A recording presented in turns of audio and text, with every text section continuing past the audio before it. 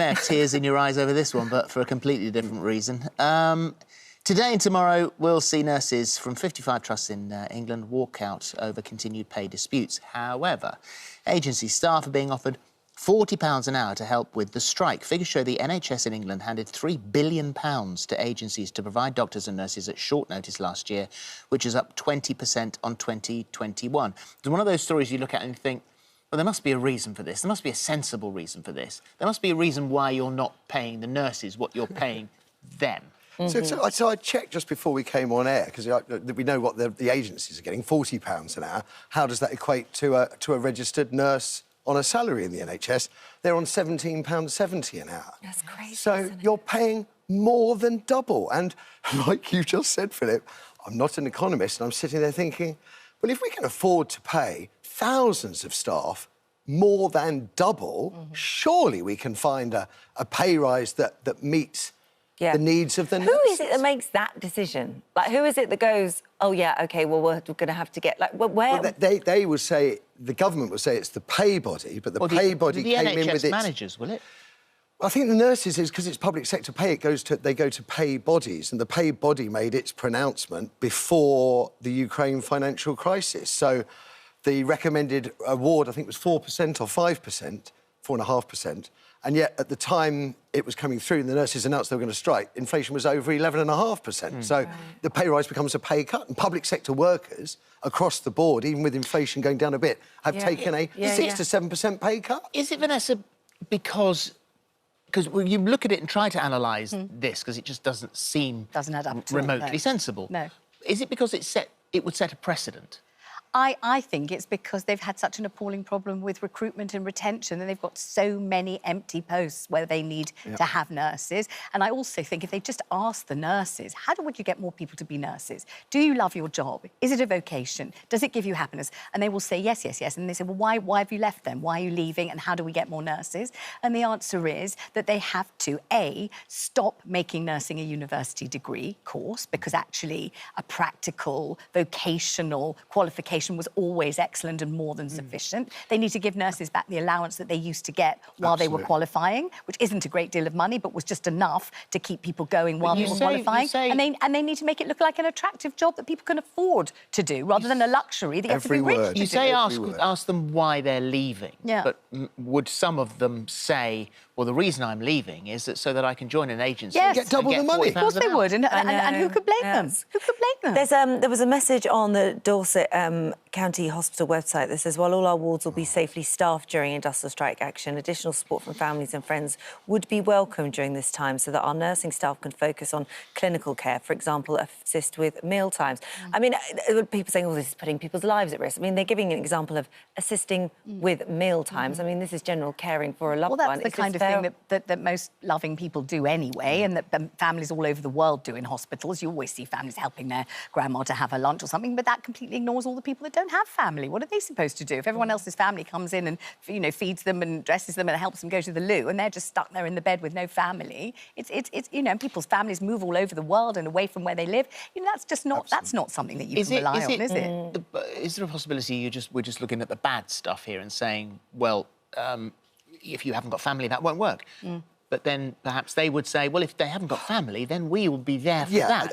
What you're doing, if you have family or someone can help with mealtimes, then that just alleviates the pressure. I'm conflicted about it for many of the reasons Vanessa said, but also the NHS is in a state of crisis. It's been in a state of crisis before the strike, and I think the strike is not just about pay, as the nurses make clear, and the ambulance people as well. It's about the conditions they find themselves in. But I can also see there are some positives to getting the community to come together and rally to help. So, yeah, I mean, there may be people on their own. It'd be nice to think that if anybody is kind-hearted enough to go and work in that hospital, that they'll be there for the people without relatives and loved ones as well. They will, but it's a sticking plaster solution, isn't it? Yes. Let's move on to a different story now. David Carrick, the policeman charged with 24 counts of rape, could keep his entire state-funded pension because he committed his crimes while off duty. Scotland Yard has said Home Office rules make it unlikely that he could be stripped of his gold-plated final salary pension. I mean, London Mayor Sadiq Khan has said, he's pursuing action which would see him forfeit the money, but... But that strikes me as absolutely ridiculous Yeah. and very wrong because he used the fact that he was a police officer to commit the crime. Absolutely. It's not like he committed them when he was just, you know, in the pub as an ordinary individual or, you know, just strolling about the park. He was in uniform, he was a firearms officer, and he used all the panoply of being a policeman Absolutely. to convince women that he was safe and he was a policeman and therefore they could trust him. So, I mean, he may not have been on duty, but the whole point of the things that he did was about being a police officer. He and used the damage his he's profession done to to do it. policing as Just well. There is, I mean, the story's moved on a bit. We've got Robert Jenrick, the Home Office Minister. He has actually come out and said he supports Sadiq Khan's moves to get the pension back, which is, you know, Tory supports Labour is a rare day.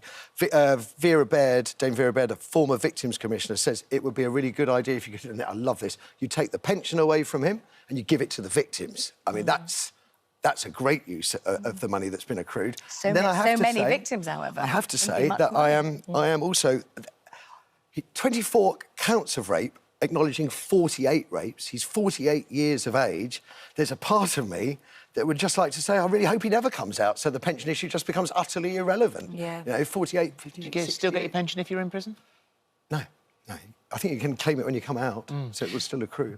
And if Changing rules retrospectively not knowing anything about, you know, the details of these horrific crimes, he has been so prolific that surely some of the setup and some of the organisation of perpetrating that crime was done on police time. Must have been done on police computers and that kind of... It has It's hard to have believe been. you can become that Doesn't it? person when you clock off. I think it's Vanessa's point. It's on duty, off duty. Whenever an off-duty police officer sees something going on, there is an expectation that off-duty police officer becomes a police officer. Yes. They're acting in the public. What Vanessa said is this man, this monster, used his role as a police officer as part of his commit crime. the crimes. That was his the idea vehicle to on do duty, it. off duty is a kind of nonsense. Prince Harry has been accused by Iran of committing a war crime after he admitting killing 25 Taliban fighters in his book. So this is this escalating row between the UK and Iran over these executions of the British dual national accused of spying. They tweeted, the British regime, whose royal family member sees the killing of 25 innocent people as a removal of chess piece and has no regrets over the issue, and those who turn a blind eye to this war crime are in no position to preach on other human rights. The Prime Minister's spokesman has come out very strongly against this, actually, saying no one should be in any doubt that the execution was a barbaric and politically motivated act with no legitimacy, and comparisons between that and servicemen and women carrying out legitimate actions would be entirely false. Yeah. I mean, for Iran to essentially be doing the work of the Taliban in itself is something that I'm quite uncomfortable with, because they are... Although there is Taliban within Iran, Iran itself, as a nation, is opposed to the Taliban. They're spiritually opposed to the Taliban. The trouble is even though Harry didn't boast about the killings, which is what the press said in advance of the book says something very, very different about how he's been tortured and lives with these killings. The trouble is, by bringing it back into the public arena, even though the tabloids did it more than 10 years ago, first announced that he had killed these people, you allow a state like Iran to make political capital of it, and that's what they're doing. It's a disgusting smear. It was extremely unwise to write that. He wasn't boasting, you're quite right. It was just such a kind of immature... But the papers had already written it 10 years earlier, so I think he was in saying if the papers write his truth, he's entitled to say But the raking it up at this point, it's sensitive times, it's just the such... number. It's when you see senior military personnel say that was crossing the line. But so many, as we've said when it first came out, so many men and women who served our countries over the many years go to their graves without discussing the details of what happened, and that just appears to be the done thing.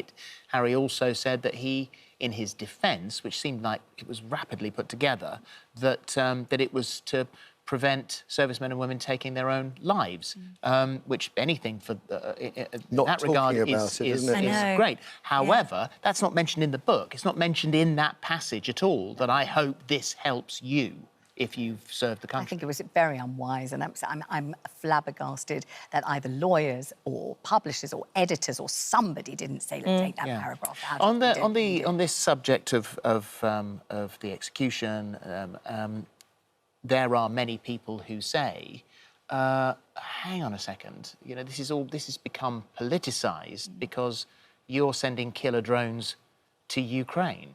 And so no one is without blame when it comes to war crimes. When you get onto Iran, you then go all the way back to the fall of the Shah, who was supported by the UK. Saddam Hussein, we trained Saddam Hussein in Iraq as our sort of de facto defence against the Ayatollah in Iran. I mean, our politics, our history, and the Middle East, you can't just separate and say, oh, Iran's doing something awful, because it goes way back, way back. What about this, then? Bringing cake into work is as harmful to colleagues as second-hand smoking, Britain's Food Standards Agency chairwoman has warned. Professor Susan Jebb argues that passive smoking inflicts harm on other people in the office exactly the same is true of its food. Oh, Have we no willpower? Come on, where's the joy in life? Someone brings in a cake, and it's so great because it can't have any calories if you didn't bring it in yourself. Someone else brings in a cake, and it's a celebratory cake. It's their birthday, it's their dog's wedding anniversary. Doesn't matter what it is. You have to eat it, because if you don't, it's rude. And there are no calories in the cake that someone else brought into the office. Everyone knows that. It's like eating stuff made on the telly. Yeah, exactly. Same thing. You've got to eat it. No calories. And if you eat standing up? Yeah, even fewer. Even if you're burning it off as you eat. Yeah, it's like stealing chips. More cake in the office, not less. Much more cake at all times. It's the way she says this line about, if there is cake in the office, I will eat it. And it's like, OK, well, this is the great explanation. I don't like cake. I mean, I'm just not a cake fan. Cake's like one of my favourite foods. What's life without cake? There's no such thing. Chocolates, love chocolates. Okay. But just pass on the cake. So, you know, I can resist cake.